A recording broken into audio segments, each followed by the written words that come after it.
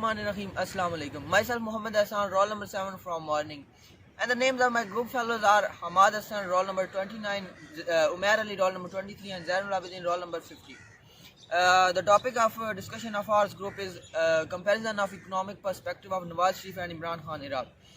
First of all, I will explain some figures that will make it very clear to decide whether the government of Imran Khan is doing well or the government of کرنے جا رہا ہوں جو کہ previous economic survey سے لیے گئے ہیں اور انٹرنیٹ سے بھی لیے گئے ہیں. یہ 2019 کی رپورٹ ہے.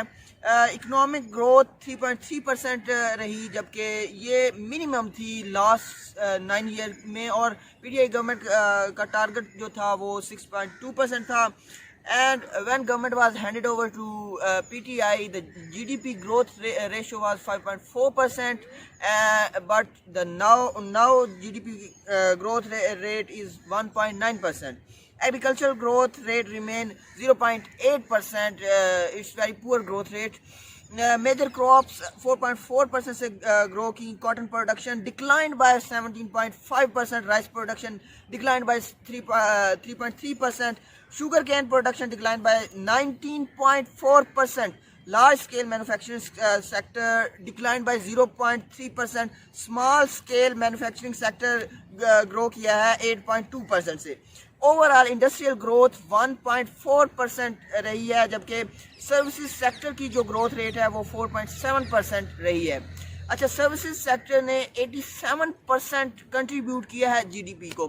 اب اپیرنٹلی دیکھا جائے تو ایسا لگتا ہے کہ اور نہیں تو سروسز سیکٹر نے بہت اچھا کیا ہے, کنٹریبیوٹ کیا ہے, بہت اچھا گرو کیا ہے. لیکن دیکھا جائے تو ایگریکلچرل سیکٹر سے لوگ نکلے, انہیں وہاں پر بچت نہیں تھی یا جو بھی تھا وہ وہاں سے نکلے, اور اسی طرح جو انڈسٹریل سیکٹر ہے وہاں سے بھی لوگ نکلے یا نکالے گئے, اور انہوں نے سروسز سیکٹر میں آ کر سروسز دینا شروع کر دی. سروسز سیکٹر میں بھی یہ جو لوگ پھٹا لگا لیتے ہیں, ریڈی لگا لیتے ہیں, یہ آتے ہیں. مطلب یہ جو 4.7% سے گرو کیا ہے یہ بھی کوئی اچھی کنڈیشن نہیں ہے.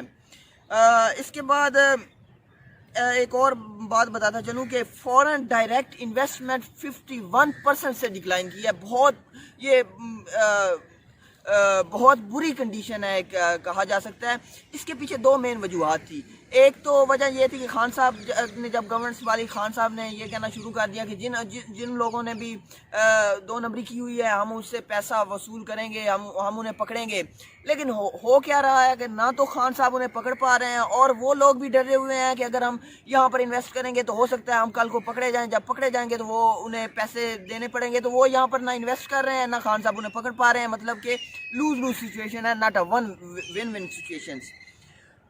پاکستان کی تاریخ میں ہمیشہ سے ایسا ہوتا رہا ہے کہ امپورٹس ہماری زیادہ رہی ہیں ایکسپورٹس کی نسبت سے, تو مطلب یہ اوورآل ہمیں ڈیفیسٹ ہوتا رہا ہے, خسارے کا سامنا رہا ہے.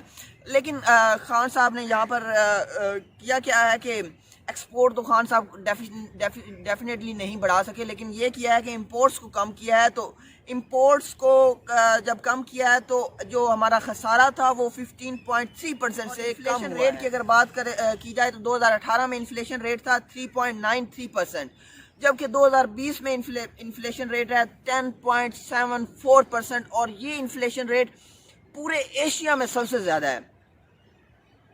اچھا, اب اس انفلیشن کی وجہ سے 45 لاکھ لوگ غربت کی لکیر سے نیچے چلے گئے ہیں, اور خان صاحب نے وعدہ کیا تھا کہ کروڑ نوکریاں دے گے. لیکن یہاں جو بات سامنے آئی ہے وہ یہ ہے کہ 15 لاکھ لوگوں نے اپنی جاب کھوئی ہے, جاب ملی نہیں ہے, بلکہ جن کے پاس جاب تھی انہوں نے بھی جاب کھوئی ہے. اچھا, اب جب جو یہ اتنی زیادہ انفلیشن ہوئی ہے اس کی 2 وجوہات مین سامنے آئی ہیں. ایک تو یہ کہ جب خان صاحب نے حکومت سنبھالی, پی ٹی آئی نے گورنمنٹ سنبھالی, تو پی ٹی آئی نے جو فیول پہ سبسڈیز تھی انہیں ریموو کر دیا. جب فیول پر سبسڈیز کو ریموو کیا گیا تو فیول مہنگا ہو گیا. جب فیول مہنگا ہوا تو فیول بہت ساری انڈسٹریز میں as a raw material use ہوتا ہے, تو اس میں یہ ہوا کہ فائنل گڈز, جب را مٹیریل مہنگا ہو گیا تو فائنل گڈز مہنگی ہوگی, یعنی کہ مہنگائی ہوئی اور لوگ غربت کی لکیر سے نیچے چلے گئے. اور دوسرا یہ تھا کہ خان صاحب نے بڑے وعدے کیے تھے کہ وہ ٹیکس کلیکٹ کر کے دکھائیں گے, لیکن ٹیکس کلیکشن خان صاحب کی پچھلے 20 سالوں میں بری ترین ٹیکس کلیکشن رہی ہے پرفارمنس پی ٹی آئی کی. اور آپ کو بتاتا چلوں کہ ٹیکس کے دو وے ہوتے ہیں. ایک دو قسم کے ٹیکسز ہوتے ہیں. ایک ہوتا ہے ڈائریکٹ ٹیکسز, ایک ہوتے ہیں indirect taxes. Direct taxes income پہ ڈائریکٹ لگتے ہیں, جبکہ انڈائریکٹ ٹیکسز ہم جو بھی چیزیں خریدتے ہیں ان پہ, روزمرہ کی جو بھی چیزیں خریدتے ہیں ان پہ لگائے جاتے ہیں. ہوا یہ ہے کہ خان صاحب کی گورنمنٹ ڈائریکٹ ٹیکسز وصول کرنے میں ناکام ہوئی ہے, اور اس کی بنیاد پر انہوں نے کیا ہے کہ ریونیو کو جنریٹ کرنے کے لیے ریونیو ڈائریکٹ ٹیکسز لگا دیے ہیں, جس سے مہنگائی بہت بڑی ہے اور لوگ غربت کی لکیر سے. سجیشنز میں کچھ سجیشنز تو میں نے اپنی طرف سے ایڈ کی ہیں اور کچھ سجیشنز انٹرنیٹ وغیرہ سے مجھے ملی ہیں. اس میں ایک تو یہ ہے کہ ریلوے میں انویسٹ کرنا چاہیے. اس سے ہوگا کیا کہ ہم جتنی بھی ہیوی ٹریفک یہ جو انڈسٹریز وغیرہ کا سامان لے جانے اور لے آنے کے لیے یوز کرتے ہیں, اس کے علاوہ ہمیں کرنا ایسے چاہیے کہ ریلویز کو بہتر کرنا چاہیے اور یہ ساری چیزیں ریلویز پہ ایک جگہ سے دوسری جگہ پہنچانی چاہیے. اس سے ہوگا یہ کہ ایک تو ریلویز کا خسارہ بھی کم ہوگا, اس سے کچھ نہ کچھ فائدہ ہوگا, اور دوسرا یہ ہوگا کہ روڈز وغیرہ پر رش بھی نہیں زیادہ بڑھیں گے, ایکسیڈنٹ کم ہوں گے, اور روڈ جو ہے وہ زیادہ جلدی خراب بھی نہیں ہوں گے اس ہیوی ٹریفک کی وجہ سے.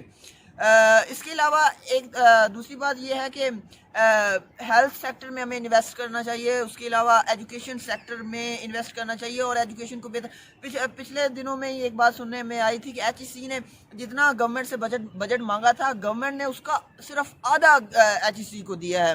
ٹیکسز بھی اس وے میں لگائے جائیں کہ اگر ایک بندہ 10,000 کما رہا ہے تو وہ 1% پے کرے گا, اور اگر ایک بندہ 1,00,000 کما رہا ہے تو وہ 10% پے کرے گا. اسی طرح مطلب جتنا جو زیادہ کماتا جا رہا ہے وہ اتنا زیادہ پے کرے گا. اس کے علاوہ پھر ایگریکلچر سیکٹر میں انویسٹ کرنا چاہیے. دیکھیں پاکستان کے پاس دنیا کا بہترین نہری نظام ہے. پاکستان ایک ایگریکلچرل بیسڈ کنٹری ہے, اور جو اب یہ شوگر کین, رائس, کاٹن کی پروڈکشن کم ہو رہی ہے, اسے بڑھنا چاہیے, اور اس کے لیے گورنمنٹ کو اس پر توجہ دینے کی ضرورت ہے, اور اس پہ انویسٹ کرنے کے کسانوں کو سبسڈیز دی جائیں. کسان جو چیزیں استعمال کرتے ہیں ان میں سستا کیا جائے تاکہ انہیں کچھ بچت آ سکے, اور وہ ایگریکلچر کو چھوڑ کر شہروں کی طرف رخ نہ کر. Thank you so much.